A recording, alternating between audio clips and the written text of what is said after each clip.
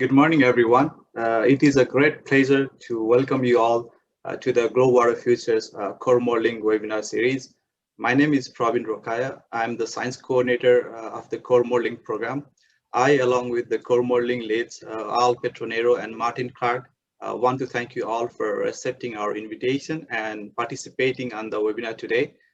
Today, we have Professor John Pomeroy from the University of Saskatchewan, who will be presenting on the advances in next generation hydrological modeling. The webinar today will run for an hour. It will consist of about 45 minutes of presentation, followed by 15 minutes of question and answer session at the end.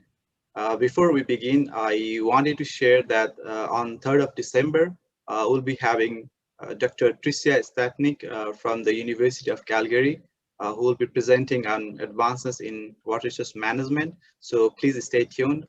All right, that is all the housekeeping for today. I'm very pleased to introduce you Professor John Pomeroy.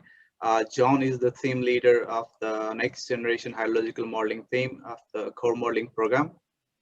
This theme is developing next generation hydrological modeling system with focus on both model physics and computational infrastructure, which I believe John will be highlighting today.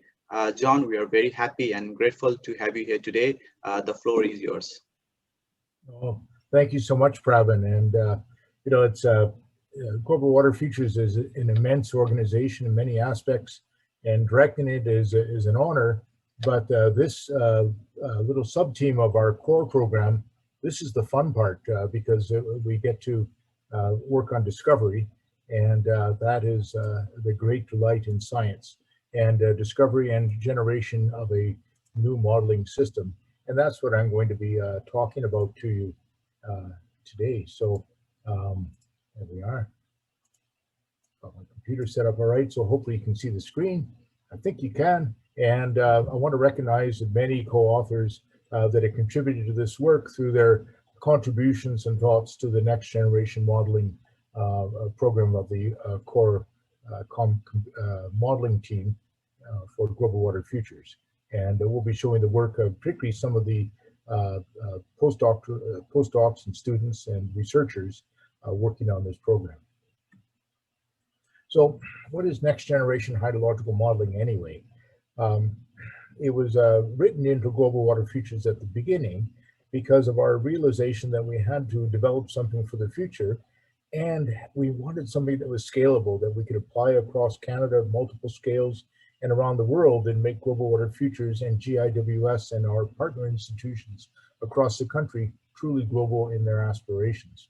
So our objective was to develop a next generation modeling system that could enable flexibility in spatial configurations while using modern coupling methods and parallelism to permit full utilization of high performance computing. And we do have a tremendous high performance computer that was purchased for Global Water Futures, the Copernicus system, and we have the capabilities and softwares being developed by our core computer science team that can allow us to access some of this. We wanted a system that was scalable.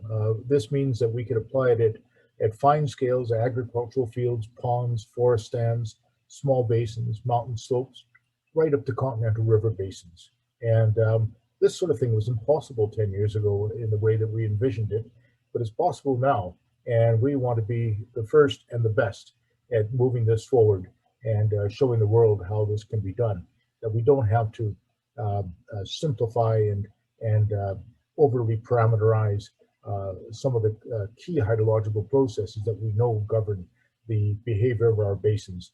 And we want to be able to link to water quality, the water management processes in here, link properly through interfaces to atmospheric models, and then also go further afield. Can we link to economic models in the end? And with the right structure and platform, we can do this.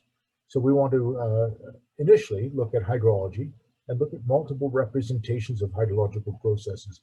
This allows for hypothesis testing through a flexible system. And the team has some experience in building these types of systems. We want to go from the atmosphere to bedrock. We strive to be physically based because we're in Canada and we don't have the observations to calibrate in most cases. We know we need to permit horizontal interactions. And because we're in Canada, we have to do all the warm season processes, but also the cold season processes involving snow and ice.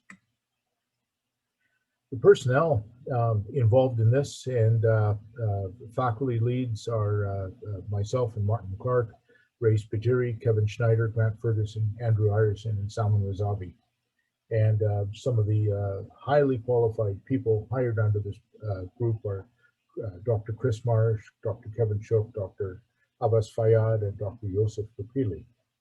We have strong collaborations with Environment Canada through Vincent Vionnet, Kevin Green, Core Computing is really part of this team in a way, Bart Neeson at Washington, Richard Esri at Edinburgh, and the Core Computing team in general under the leadership of Kevin Schneider.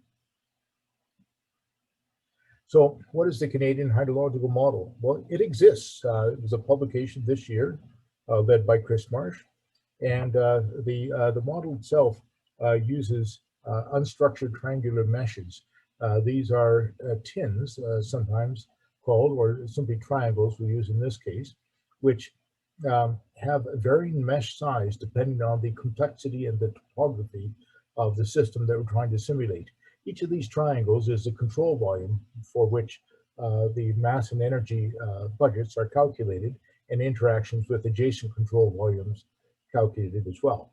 They're multi-layered columns in a sense, going from bedrock up to the lower atmosphere.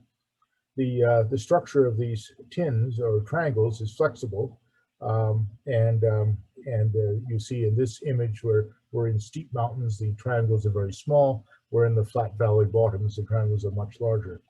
But the model itself is flexible. It has modules within it which allow us to test multiple hypotheses to represent processes differently. So we could have 5 different evapotranspiration calculations, or we could have evapotranspiration calculations that are themselves composed of different combinations of modules for different components, say from radiation or stomata resistance or rooting zone growth, things like this. To operate a model like this, you have to downscale meteorological data to drive it from stations or from numerical weather prediction models, and those are in place. And the model accounts for mountains and things like slope and aspect, redistribution by gravity, blowing snow, snow and canopy interactions at this point, and more is being built into it. This is just showing an area of the Bull River west of Calgary as you enter through Canmore and Banff National Park. So what's in it currently? Well, right now it's still mostly a snow model. It has the micrometeorology downscaling built into it in a fairly sophisticated way, so we can deal with air temperature, relative humidity, wind speed, precip, radiation, canopies, snowpacks, soils, precip phase, and snow redistribution by wind and gravity. And we've looking at bringing in hydrodynamics models such as fluxos and the Hysteretic gatekeeping depressions model that I'll talk about that Kevin has been developing. So there are a number of representations there. They're not all fully linked together, and it needs a full van model, groundwater model, and routing. But getting the structure right is critical, and that's what we've been focusing upon. Some of the improvements are something called MPI, massively parallel improvements. This allows communication of data across computational nodes in the model, and partial loading of the mesh per node, which allows arbitrarily large domains. This gives us a scalability to go continental. The blowing snow is a really difficult problem to solve, and the PBSM model in 3 dimensions that Chris has developed uses a custom MPI linear algorithm solver to deal with that. If we can deal with blowing snow, we can deal with all these other things. We have to get wind speeds right over complex terrain and able to calculate things like blowing snow, snowmelt, evapotranspiration. And that's a difficult problem, exceedingly difficult problem. But using the wind mapper tool, we've had great success in estimating wind fields in the mountains. And that's going to be a really powerful part of the whole CHM. We've been implementing a next generation coupler in the model to couple the various components together, improving the snow models, And then looking at what a glacier model, what surface models would be, fill and spill and subsurface models. And so we're starting to think about the algorithms that need to be in there and how we construct the first ones. And then there's been tremendous progress on parallelized runoff and streamflow routing, including lakes, for Martin Clark and his group that I'll talk about. So the workflow for the Canadian hydrological model, right now we start with Wind Mapper. We generate the wind fields using this diagnostic wind model. Using it, uses a source digital elevation model, where we can download things from the shuttle, SR Trim and things like that. Mesher is a brilliant piece of software written by primarily by Chris Marsh, but it generates these unstructured meshes from various constraints. I'll talk about that, and then distributes and calculates the parameters to each of the triangles. CHM itself has the coupler, config files, uses Mesher outputs, and then uses net CDF or point ASCII metadata as inputs to force it. And then we can convert this to GeoTIFFs, and for analysis, there are some tools in Python and R to read the CHM output and plot it up. And ParaView has been quite handy to visualize it, create animations and basic analysis. You'll see examples of this. So here's Wind Mapper, and if you go into the mountains and have an uncorrected wind field, you'll get something like this. You might get some even some simple algorithms that allow you to accelerate over ridge tops and decelerate in the valley bottoms, but we know that that's not good enough. You have to downscale the wind speeds properly, and you have to ideally have it based to some degree in computational fluid dynamics. We've been proving this with our papers for years. And so if you have a corrected wind field, it's going to look more like this. Flow along valleys, acceleration, extreme acceleration over ridge tops, and deceleration on the lee slopes. And so we've been showing how to do this, and in fact have a paper that we hope will be accepted soon in the prize for discussions right now, led by Vincent Vionnet on the basis of the wind downscaling. The key thing is that with Wind Mapper we can do large extents, continental scale extents, something that was impossible before. So here's an example of a wind field library map for a northeast wind direction. And what you see here is British Columbia and Alberta and a bit of Washington State. There's Vancouver Island, the Coast Mountains, the Rocky Mountains coming down here. And then when you zoom into part of it, so that's 1.3 million square kilometers, by the way, it's massive. But you can zoom in, you can see the acceleration over the ridge tops and deceleration in the valley bottoms. So within CHM, there are internal dependencies between various modules, and this is just an example of one of them. There are many options for some of these things, but how we would run a snowmelt model using modules to downscale the micrometeorology needed to run it and get the precip phase right, wind speed right, albedo, and then melt that snow and then infiltrate it into frozen ground. That's just one example of doing these things. If you've seen the horrendograms that Martin produces with SUMA, or some of the structures you see out of CHM, out of CRIM model, as a reminiscent in some degree, but actually bridging a bit of both, which is rather interesting. PBSM 3D is a new component to it. It's a really novel implementation of blowing snow in 3 dimensions. Remember the blizzard a couple weeks ago in Saskatoon? Everybody lived blowing snow in 3 dimensions, but this model will calculate that through sediment transport calculations of snow and saltation and by turbulent suspension, then also the sublimation of that snow and the interactions with vegetation. And what's interesting about it is that it can apply this over these triangular control volumes and multiple flow directions. That's been recently published in Water Resources Research. So using MPI with PBSM 3D, here you see a calculation of snow transport. The deep red values are the acceleration of snow transport over the ridge tops in the mountains, those plumes of blowing snow you see going off. This is using Trillinos for linear algebra solver to speed it up. And so we can run many MPI processes. In this case, it's running on 448 CPUs with a 30.5-minute wall clock for this particular simulation. So anyway, that gives us that continental scalability that we wanted for CHM. CHM needs a coupler, and this is still, right now it has a hub and spokes type of coupler. Data sent by the coupler to each component. There's no intercomponent communication. We require improvement on this and a formalized coupling approach to better support the research and intentions that we have for the model. This is an area of current research. So the CRIM coupler, we can support 3 levels of granularity of the processes. We can have a module that does everything. Canopy handles all forest canopy, everything we want about radiation, turbulent transfer, snow and rain interception. Or we can break it into evapotranspiration, canopy, hydrology, different sub-processes, or we can really break it up into conductance, wetted canopy area, radiative transfer, and then the various hydrology components. And the power of having a range of this granularity across the program allows us to quickly assemble things that we like or we think will work, such as a canopy module that we're very keen on, but then also to test hypotheses within a model like that and perhaps perturb it and come up with something better over time or more appropriate in a particular location. So the hierarchical coupler for CRIM would be able to support the granularity down to individual choices for parameterizations. And the coupler needs to be able to have a state equation to do this.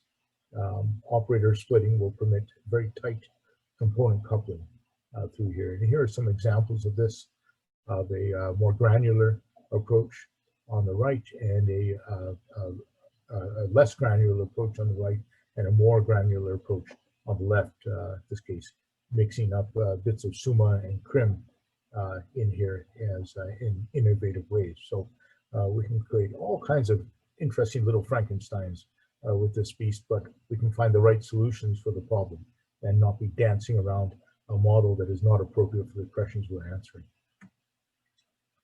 The numerical solution of the coupler is critically important, and it's important because we need to handle operator splitting. We have to standardize the numerical methods that we're using. We want to monitor time stepping and operator splitting errors, and we want to implement targeted numerical methods for groups of equations, minimizing computational efforts and errors. And so this is an example of this, where we have something that's a bit more granular here. You see the data flow moving through this. In this case, we'd have a set of flux parameterization decisions coming out of SUMA canopy. The coupler would have selected state equations that correspond to those flux parameterizations, solve the equation. Then Snowbow, in this case, would be performing its own numerical solution. And then another standard coupler, which would not need to perform a numerical solution, could couple that to CRIM soils in this case. So the couplers between these modules are different depending on the needs of coupling between these modules and the needs for solutions that are involved. Mesher is the method to generate these meshes, and so it's using really the GIS information to produce the unstructured mesh, the triangles. It has to be a reproducible method. There are always errors when you discretize a basin, and we want to know what those are and keep them small. It's set up in Python and C++, and it can test uncertainty from the mesh and its parameters. The mesh generation allows assigning raster values to the triangles, and any georeferenced single-band raster format is supported by it. It can reproject these input files onto a given coordinate system. You can change the coordinate system, clip different rasters, ensure the extent is that's the smallest input raster. And so clipping the rasters allows interface with netcdf files extent and some user-specified extents as well. That code's available on GitHub, you see below under Chris Marsh. So Mesher's been published as well. And this is an example of going for different tolerances of root mean squared errors and the different meshes that result from that. So you set the mesh based on the tolerance for errors that you have a priori before designing the whole system.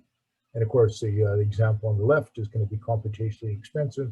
Example on the right, cheaper to run computationally, but larger errors. So we have to decide how much error tolerance will we have. And this is a vertical error over this mountain topography we're showing here. The measure also brings in not just topography, but vegetation, soils, other information. This is an example where vegetation map and topography have been combined to produce appropriate meshes. You can see the drainage system also along through here. And so we have very fine meshes where we have vegetation change, topographic change, or likely channel development occurring. So how do we get parameters for measuring to drive CHM? How do we get the surface parameters? Well, there's forest cover at continental scales, but 30 by 30 meter, groups like Hansen et al. We have the shuttle DSM surface model, digital surface model. That has some odd characteristics, but we have better ones available regionally as well. We have a MODIS water mask available at 250 resolution and finer scale products at smaller scales. There's global canopy heights from spaceborne LiDAR at 1 by 1 kilometers. So there's lots of data out there. Not all of it's that good, and we have to be very careful in assessing it, but there's lots of data that can be brought in for this. Analyzing CHM in outputs, so using ParaView is an example here. You can spin this around and look at different areas. This is actually Marmot Creek in the Canadian Rockies.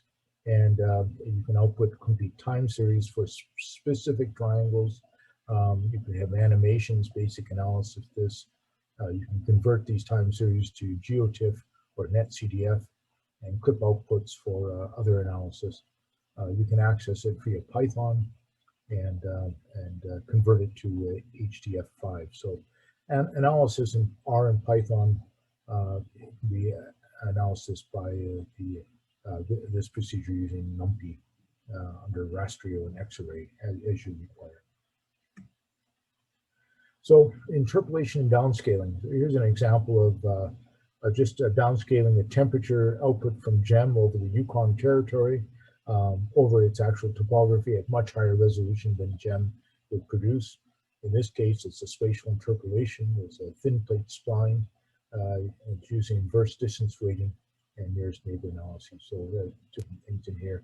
You can control the number of stations used in interpolation as well, which is quite handy when you have sparse data to drive the model. In this case, we've got a lapse rate applied here, and you can use different lapse rates for downscaling to look at the sensitivity there. The NetCDF support is very handy when you're using data like GEM, which is a numerical weather prediction model. Okay, so CHM development, lots of things are coming forward here. There's lots of snow in it, but we're adding glaciers, prairie hydrology, I'll talk about, plans for subsurface hydrology, and runoff and routing. So Kevin Shook has been working on the Hysteretic and Gatekeeping depression module for CHM. And this is a penultimate fill and spill, prairie fill and spill runoff and variable contributing area module, suitable for the prairies, but also for any internally drained wetland areas around the world.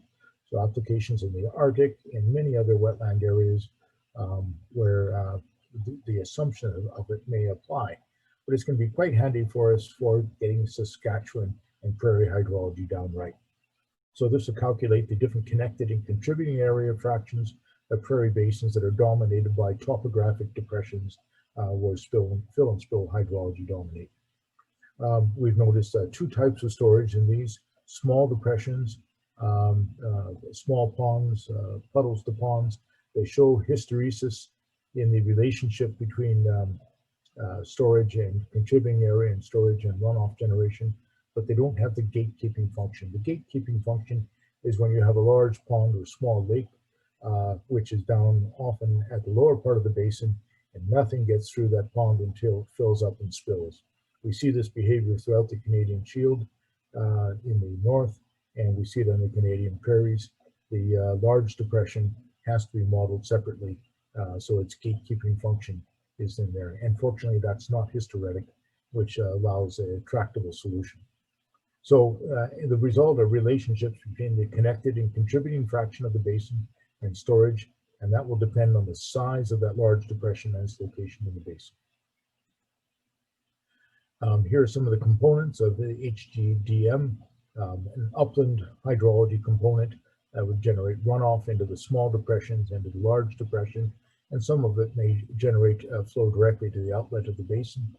Then the small depressions themselves would fill and spill, some directly to the outlet of the basin, some directly to the large depression. And that large depression is the gatekeeper, which when it spills will allow a large increase in flow to the outlet. And so this is, you can view this as a bit of a circuit. Nothing gets through the small depressions and large depressions until they fill up and spill. And so that is why the contributing area varies so much. This is a vast simplification of what we see in the prairies. It's going to work here, I think, quite well. We'll show you, and we think it'll work elsewhere. These small depressions are modeled as a group to generate the hysteresis. The large depression is modeled individually. And the fraction of upland runoff depends where that large depression sits in this whole sequence. So this is the 100 years of using the CRIM model, not CHM, but CRIM to simulate output running through HGDM. And this is plotting up the fractional water volume versus the connected or contributing fraction of the basin. And so that's, and so you can look at this also as the aerial fraction above the largest depression, varying from 0.1 to 0.9, and the aerial fraction of the largest depression. So going from very small to larger. So the anyway, these results show that this sort of algorithm can be quite useful, and also that we're going to have to parameterize those large depressions and their location correctly within the basin, because we get very different behavior from the sharp thresholding increase we get down here to the more classic hysteretic relationship we get in here, where we see the small depressions controlling things mostly. The Canadian groundwater module has been proposed by Joseph Lucchilli, and he suggests that we can start to develop this in two stages. The first would be for an equilibrium water table with mass conservation over a control volume, in this case, based on simple water balance, and initially ideas proposed by Fan in 2007. And really that's just a step to going to stage two, which is the part that we're really interested in. And that would be a dynamical water table model, which would be realistic and stabilize the land model above it. The soil column would, in the land model above it, would be extended into the groundwater, so there's full two-way coupling between groundwater and surface water, and then that would allow us to look at the fluxes in groundwater storage as a function of recharge, the groundwater floodplain exchange, the groundwater river exchange, and the recharge, of course, in dryland areas. So that's, and Dr. Lucchilli has tremendous expertise in coupling a groundwater model to the class land surface scheme several years ago. So he has some very firm ideas about how this can be accomplished, and this has a very high probability of success. Martin Clark and his colleagues have been working on vector network routing. And of course, we have to route over vast continental scales as well as at small scales. The routine is called mizuRoute, and we'll bring it into CHM. He's currently using this along with SUMA right now. SUMA is HRU, or hydrological response unit based. So the examples I'll show you are based on that. But as we move to CHM, it will be a triangle average runoff with aerial weightage average runoff from the land model within CHM. Would have the hill slope routing to the subbasin outlets from the triangles, and then river reach routing using kinematic waves, impulse response function, and either Lagrangian or Eulerian kinematic waves. So that's the basic approach in here. And then you get stream flow at, and you can extract this, in this case, at 0.1, 2, or 3 through here. We want to have multiple stream flow extraction points for a variety of reasons, including data assimilation. For this to operate quickly, it has to be parallelized, and so we have different hierarchies of domains of river networks that are available. Merit Hydro is global coverage, and so if we look at the number of MPI processors involved, it's quite scalable over tributary domains in here. We look at the seconds per routing time step and the number of processors involved. So no processors, much better in this case. When you go to a specific river basin, in this case, the Mississippi River Basin, down to 16 domains from their hydro, but the main stem routing really starts to impact the total routing time quite importantly, and so it impacts that scalability quite significantly. The lakes and reservoirs have been a recent addition to mizuRoute, and this is a solution that Martin feels is suitable for global and local applications, so it's very exciting. You can use existing river lake reservoir knowledge topology and ingest locally available knowledge on how these behave and the routing behavior, particularly from large lakes. Possible to combine parametric and data-driven lake and reservoir simulations across that topology. It's possible in the model simulation to couple it with global and local land models, water management models, and to simulate remote sensing observations. Of course, NASA's SWAT mission will be up soon, and we want to be using that data right off and looking at examples. This is the Mackenzie River Basin. They're using CLM as the host model for this, and they've got hydro lakes in HGDM for their topology for the river network in this case.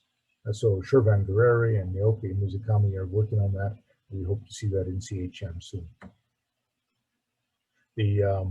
Just looking at the observation, at the comparison to observations, this is for Great Bear Lake up in the Northwest Territories, and you can see the maybe some spin-up problems there in the early 90s, but things are getting a bit better by the late 90s in that simulation, and that's even with CLM. So I'm sure we can continue to improve those simulations. It's important to evaluate these models, and much as Martin did with Great Bear Lake. And so we are under the work from Abbas Fayyad, starting to evaluate these snow modules in CHM, snowball, snowpack, FSM, and other options for blowing snow and avalanche snow redistribution using the host of GWF research basins. Several in the Canadian Rockies, Wolf Creek, Smith Creek, Havoc and Trail Valley Creek are good, would be great ones to test it at. The Montmorency Forest in Quebec, the berms of White Gull Creek in northern Saskatchewan, Clavet Research Tarn in Saskatchewan, Ontario, ag water futures sites. These are types of places where this could be tested. There are so many components there, we want to test them carefully to make sure that the model is giving us the right answer for the right reasons. So one of the big challenges facing hydrology in Canada and snow hydrology around the world is how to predict snow accumulation and ablation over complex terrain, such as in the high mountains. Remember, in basins like the South Saskatchewan River Basin, over 85% of the stream flow is derived from the high mountains. The same for the Columbia, and high values for the Athabasca and the North Saskatchewan River. So it's really important for Western Canada, Yukon and others, and is important around the world. But to get that hydrology right, we have to get the snowpack right. The snowpack is dominating the hydrology of these regions. In the Rockies, it's producing about 60% of the runoff. So for that, first thing, you have to get the snowfall right. We have to look at mesoscale variations, the impact of topography, ultimately the impact of preferential deposition. We have to look at how it's redistributed by wind and by gravity. So blowing snow, avalanching, and snow interception by canopies, forest canopies, that vegetation interactions, very important because of the sublimation losses out of the canopy or the drip out of the canopy in more temperate environments. The sublimation occurs from blowing snow and from intercepted snow, and it's and from the snow surface. So three sources of sublimation of snow which affect the water balance and ultimately the snow available for runoff in the spring. And then calculating snowmelt depends on everything I've mentioned so far. We have to couple the energy and mass balances and calculate the fluxes and the storage terms accurately over time at multiple scales. This is difficult to do, and it's impacted by variations in internal energy with deep snowpacks versus shallow snowpacks, shading of solar radiation by topography, vegetation impacts, canopies or shrubs, wind fields, snow-covered area. There's a lot going on in here. So it's one of the grand challenges in hydrology. And we have to think, what do we need to predict snow dynamics? How do you predict a cornice like this up in the Rockies? This is the size of a school bus. How do you predict snow accumulation in forests like this, or even on an open, gentle, high elevation plateau like this in the mountains? Well, we need to know where the rocks are. We need the topography. We need to know the forest cover. We need to know, calculate the snow cover itself, and we have to have the driving meteorology right. If we understand the processes involved, then the models can link together these various processes together and have some hope of a successful simulation. And we rely upon the constraints by the energy equation and the mass equation working together, which give us a bit more predictability for snow processes than we might have from a purely rainfall-driven process. So I'm going to show an application in the Kananaskis Valley of the Canadian Rockies. This is an area, if you know it, Kananaskis, this is Spray Lakes through here. Here's the Kananaskis Valley, Marmot Creek and the Nakiska ski area are here, Fortress Mountain here. Here's the lower Kananaskis Lake, great camping down there, and the Spray Lakes Road up through here. So this is an area of very high mountains, alpine terrain at the high elevations, forested valley bottoms. There's the Hague Glacier that Sean Marshall works on, so a bit of glacier in here as well. And we have lots of stations in here to test things. The cluster at Marmot Creek, the cluster at Fortress Mountain, and then Burstall Pass, and a few other sites around. So it's a great place to do it. And we had Brian Menounos flying LiDAR over this, with airborne LiDAR, to give us a test of things. And so red shows you the LiDAR coverage. And that LiDAR is expensive to fly, so we just get one flight in the winter in just a small area, but that's gold for us. The Fortress Mountain Snow Lab, this is the type of station data driving it. It's not always that beautiful, but it's this is a lovely day a few years ago. You can see the snow blowing off the mountaintop here. It's a complex terrain to work in. So to drive it, we use Environment Canada's high resolution deterministic prediction system, the HRDPS. This is a GEM model at 2.5 kilometer resolution, the same one we're showing downscaled over the Yukon. This gives you the 2-day forecast that you're used to from Environment Canada around the country. And its initial conditions come from the Canadian Land Data Assimilation System. So there's a simulation to it, which helps it. It's an excellent product. It covers most of Canada, all the GWF areas of Canada, and actually a large swath of the northern United States as well. We want to downscale it. And so we want to downscale it to 50 meters from 2.5 kilometers with a vertical tolerance of 15 meters error in the mesh. And in this case, that gives us triangles that range from 50 meters on a side to 250 meters on a side. And it gives us just over 100,000 triangles over this area. And there's the mountain range and the valleys around the Kananaskis. You can calculate the snow depth with and without snow redistribution in the model. And these are two different simulations here driven by GEM to CHM. On the right-hand side, we've included the blowing snow and avalanching redistribution. On the left-hand side, we've falsified the model by turning them off. So it still has shading, it still has different wind speeds, but it's just melting the snow after it falls in place, and there is snow interception in the valley bottom.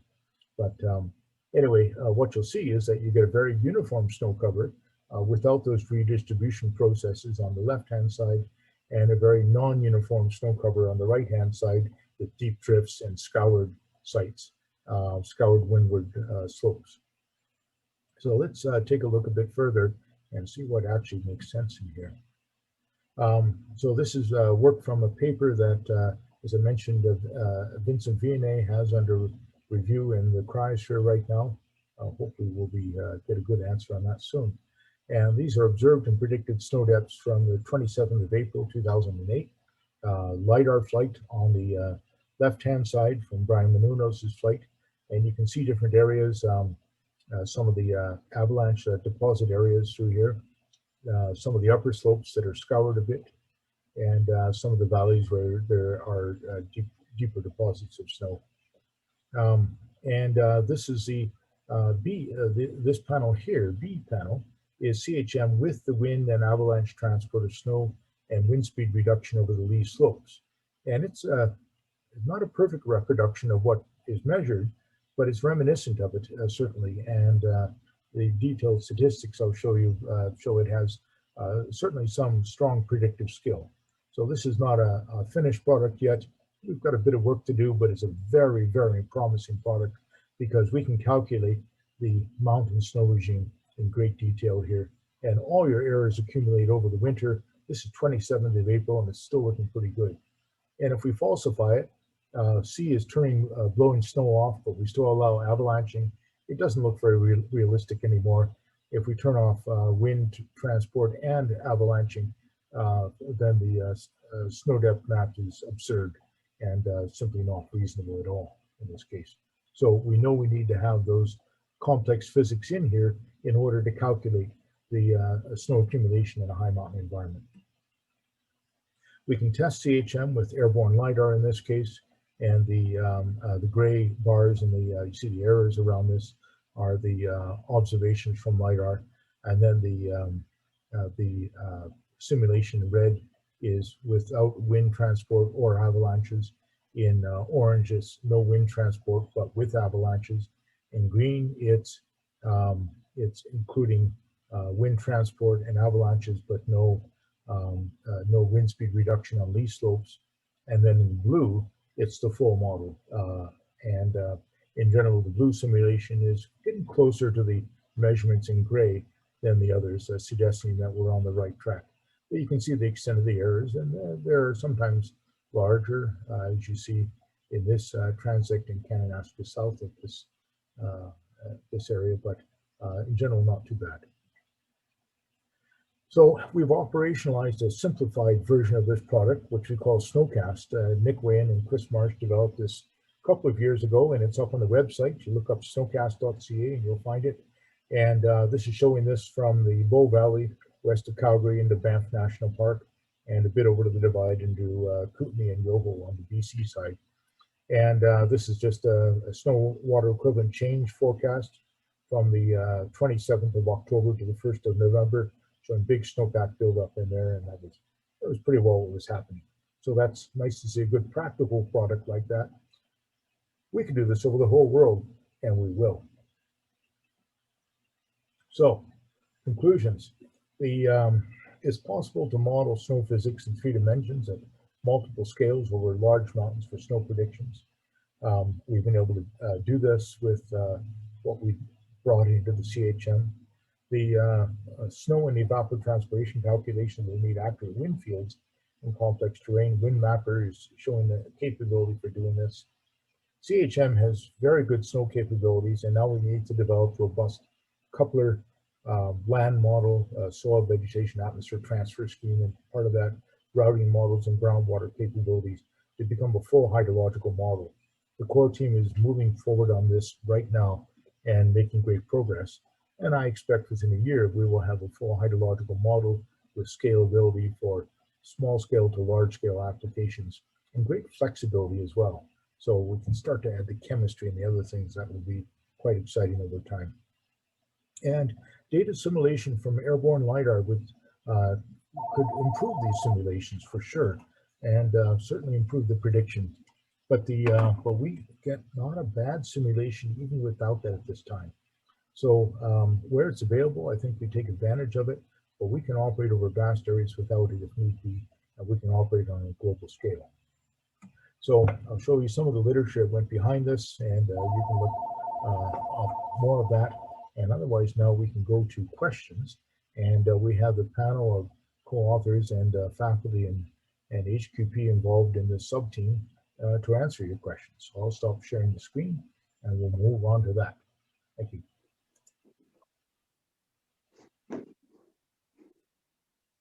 Thank you, John. It was a very informative presentation. Now we'll be moving towards our question and answer session. So I'll wait for the questions to keep on rolling. We have one question from Laxmin to all the panelists, and he's wondering if the data-driven techniques such as artificial intelligence and machine learning and some other data, big data leverage, if that can be implemented for the for some of the zero modeling purposes. Yeah, I'll answer that because that's a higher level approach. In Global Water Futures, we wrote the proposal and formed the team with a very strong viewpoint that models should be based upon understanding and knowledge, and that Canada, being a data-sparse country, was not a suitable one for data-driven modeling. But further, the predictability we needed into future climates, future land simulations had to move beyond the idea of calibration. I had the honor of chairing the International Decade for Prediction and Ungauged Basins several years ago. And our intention was to move models away from calibration, away from being data-driven, to models based on understanding. And Global Water Futures is to some degree a manifestation of that approach. You can't always do it all the time, but you keep moving it in that direction. And so while I fully respect the use of data-driven models in systems where we have very poor understanding, or in human systems where human behavior and predictions are exceedingly difficult, but in areas where we have physics and chemistry and some well-behaved biology controlling the system, then the physics-based approach constrains things, and I believe gives us much greater predictability. Other members of the panel may wish to comment as well. Yeah, I think, Martin, maybe you'll be able to shed some light. There was some recent application of machine learning when you were doing some kind of data, preparing the data ensemble for the North America. Yeah, I'm unable to start my video, so I'll just say I completely agree with John. Some of the problems that we have are physical in nature. Some of the hydrological problems that we have are still statistical. So in our applications, we were interested in infilling station data, infilling missing data in stations, and there Go Chung Tang was leading that effort, and he used some machine learning algorithms for those applications.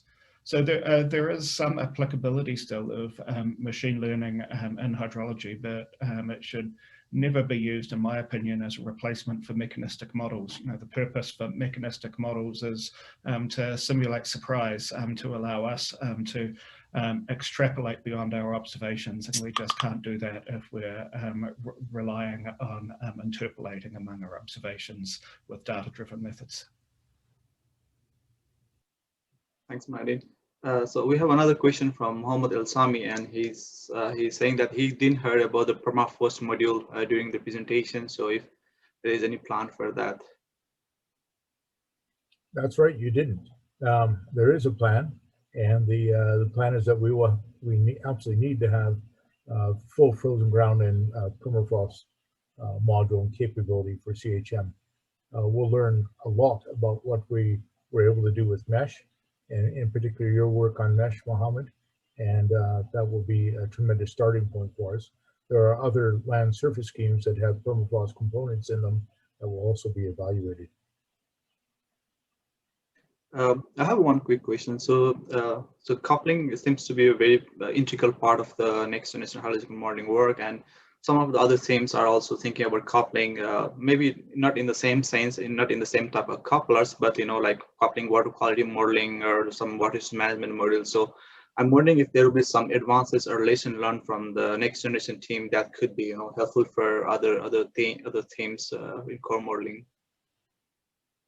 We're hopeful that it would be. The coupling we have, particularly where we're solving for PDE's, partial differential equations, requires a very sophisticated coupling, but there's simpler coupling also involved in CHM, and that might be useful for the looser coupling between models that has been discussed by some of the other projects. I know some of that's discussed in IMPC. Chris and Martin, you may want to comment more on that. Or Kevin, as you wish. Yeah, I can quickly take a go at that. I guess my hope would be that what we develop is useful to the rest of GWF and the broader community. I think there's a lot of places where we're going to be able to do really innovative work with the coupler, and being able to apply that elsewhere, I think, is really important. Can I say a couple of comments as well? I think what Chris is developing in the coupler is going to revolutionize what's being done globally. There's a couple of key innovations on it. The first innovation is its hierarchical nature. So what we normally see with couplers is a hub and spokes model where we've got lots of components that are managed with a central coupler. And what we're seeing with what Chris is developing is really taking that to the nth degree. That pun is sort of intended in that we've got multiple hierarchical levels that are all being able to manage under the same unified framework. So that's huge. The other major innovation that I think is worth highlighting is the numerics is being embedded in the coupler. Often, we've seen that the coupler, manages the spatial interpolation and, the time stepping, to some extent, but there's no notion of numerical error control or, some of the operator splitting approaches that Ray Spiteri has been pushing forward. So being able to incorporate robust numerical solutions in the coupler so that we don't always have to couple at short coupling intervals provides a lot more flexibility, and I expect that will be taken up by the broader community. Thanks, Martin. We have a question from Curtis Halberg from Water Security Agency. It's a little long question, so please. So what do you see as the future of the Canadian hydrological model? And it looks like it's very computationally expensive to run. So would it limit its use in operational case? Because, and if it will remain as a research tool, and if any thought on the using this, also the creating a system of Canadian version of the SnowDAS that could be operationally, that could use operationally groups to initialize the other models? Okay, yeah, the future is, for this is what we make of it. Our thinking in developing it is we wanted something that would be suitable for data assimilation and would have a forecast capability. Given the model, it certainly for large areas needs to be run on many cores, essentially a supercomputer, much like a numerical weather prediction model has to normally be run that way. But that doesn't prevent it from being perhaps a useful, producing useful products for forecasters. And you mentioned the SnowDAS product. We evaluated the U.S. SnowDAS in southern Alberta in the Rockies in a paper published in Water Resources Research last year. Sabang Liu was the lead author on that and found it very deficient. We also tested in northern Saskatchewan and on the prairies, deficient in all places because of what it's missing. It's missing a full blowing snow transport calculation. It's missing slope and aspect. It's missing forests. And so for snow in the canopy interception losses are neglected. So we, and then as a test, we mimicked SnowDAS with the CRIM model, and then added on the components that we thought were missing from SnowDAS, and we're able to achieve good simulations in this case with our mimicked SnowDAS, but with repairs to it. That's a really kludgy way to do things, and just do it right in CHM is a much better way forward. We can cover really large areas. We can cover all of Canada, all of North America very easily with this now, and with some data assimilation, achieve, I think, a vastly superior product to the SnowDAS product, and that is exactly where we'd like to head as one example of something we think could be useful for the forecast community. And because it's scalable, we're getting scales down to hundreds of meters. It's useful even for a ski area to plan their snowmaking, or highways for planning their snow removal. So there's all kinds of sort of non-direct hydrological uses for this that might come in quite handy. City of Saskatoon can plan its snow plowing efforts, perhaps, with the blowing snow model, or figure out how to design Preston Avenue properly up by campus. So lots of things that it could be applied for. We have another question from Philip Mars, and he's saying for the Arctic regions, the snow component of CHM might be appropriate, so we should be testing them soon. But also, he will appreciate your thoughts on the need for the two other key components, permafrost, hydrology, and lakes. Yes, no, thank you, Phil, for the comment. And because of our joint field work up there many decades ago at Trail Valley Creek, that landscape and those applications have always been in our minds. I think the snow parts are largely on track here. and but it absolutely needs that permafrost hydrological component, including organic terrain in the active layer above it, and the representation of lakes. And we have to see if the fill and spill representations for the prairie ponds and small lakes that Kevin has proposed is applicable up in the Arctic landscape. I think it can be, but we have to test it. And then how do we link that up with the larger scale routing that Martin has proposed, including lakes? And it's a vast difference, of course, between Great Bear Lake and the small ponds in the Arctic. So there's a fair bit of work there, and it has to be based on the science and the best science. Unfortunately, we have that available in Global Water Futures. I have this one curiosity. So for the CHM model to be able to be run at a scale like for North America or even globally, what would it mean in terms of computational power? Like, do we need to rely really on these supercomputers all every time, or at one point we'll see some development that from local machines we might be able to do these simulations? Do you have any thought on that?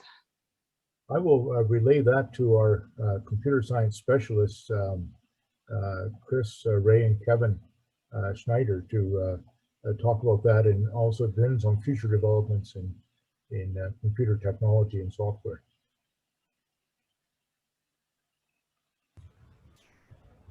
I can certainly start with that. In the broad sense, yes, I think taking advantage of the high performance computing resources is going to be required. I've done some exploratory simulations for the North American Canadian Western Cordillera, kind of like 1.3 million square kilometers.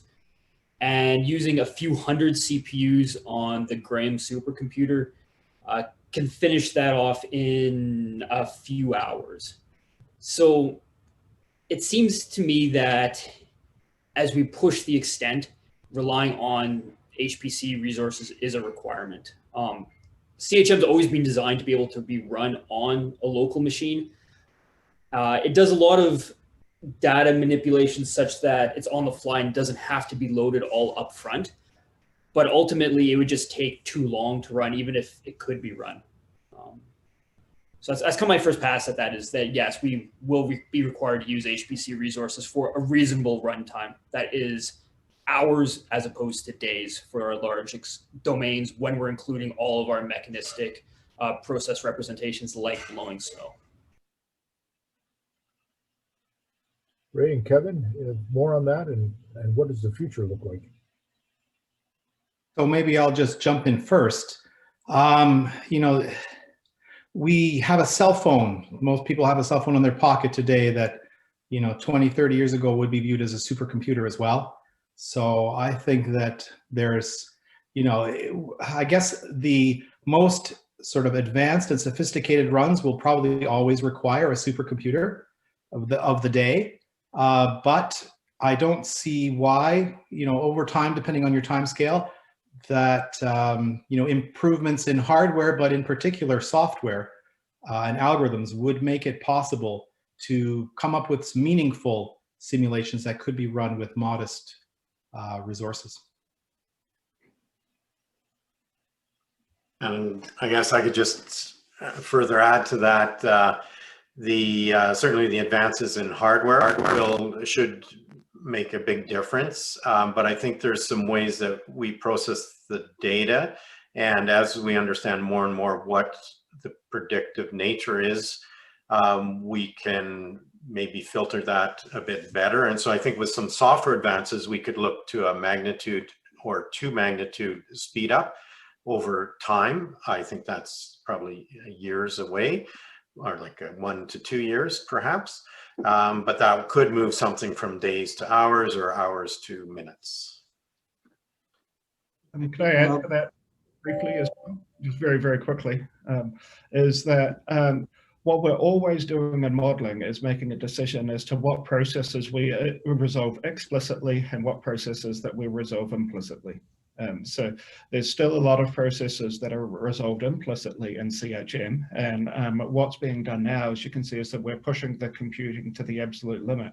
As we get more computing available, that can also allow us the opportunity to explicitly resolve more and more processes and begin to push the science forward.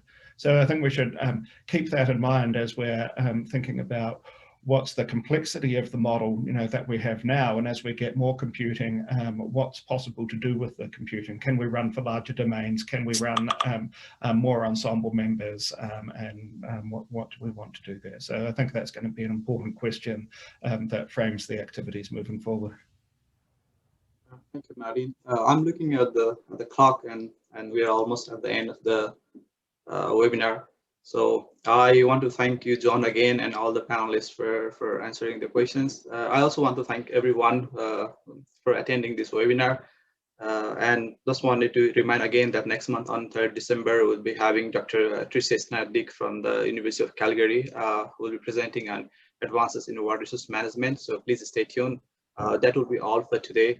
Thank you again, everyone. Wish you a good day. Thank you so much.